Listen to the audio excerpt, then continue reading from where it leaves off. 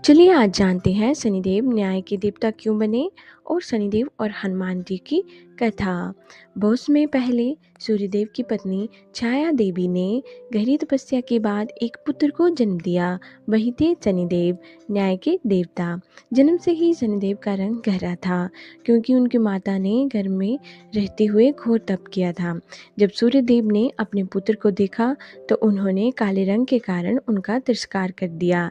इससे छाया देवी बहुत दुखी हुई और उन्होंने सूर्यदेव को श्राप दिया, तुम्हारी किरणों के इतनी तपन होगी कि तुम्हारे पास कोई नहीं रह सकेगा।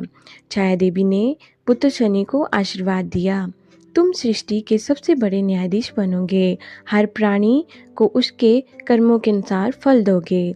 इसी प्रकार शनिदेव बने न्याय के देवता, जो किसी के साथ अन्याय नहीं करते।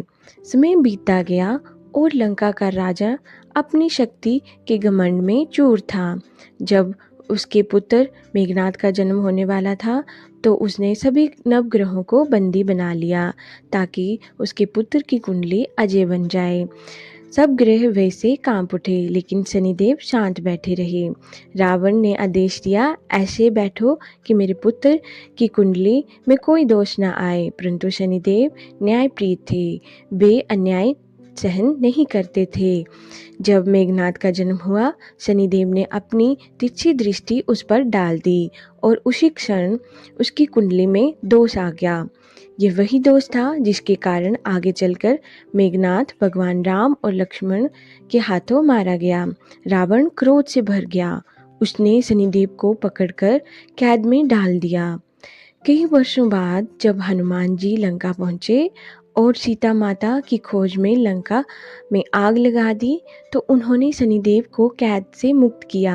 शनिदेव ने कृतज्ञ होकर कहा, हे पवन देव, आज तुमने मुझे बंधन से मुक्त किया है।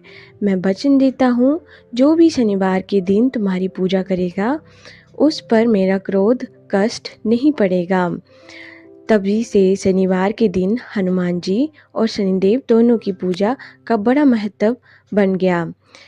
शनिदेव दंड नहीं देते, वे केवल न्याय के देवता हैं। जो सच्चे कर्म करता है, सत्य के मार्ग पर चलता है, शनिदेव सदा उसके साथ रहते हैं। इससे हमें ये संदेश मिलता है कि कर्म ही पूजा है। अच्छे कर्म करोगे तो शनिदेव तुम्हारी रक्षक बन जाएंगे। इसी तरह से और कहानियाँ सुनने के लिए हमारे चैनल को सब्सक्राइब करें। Thank you for listening.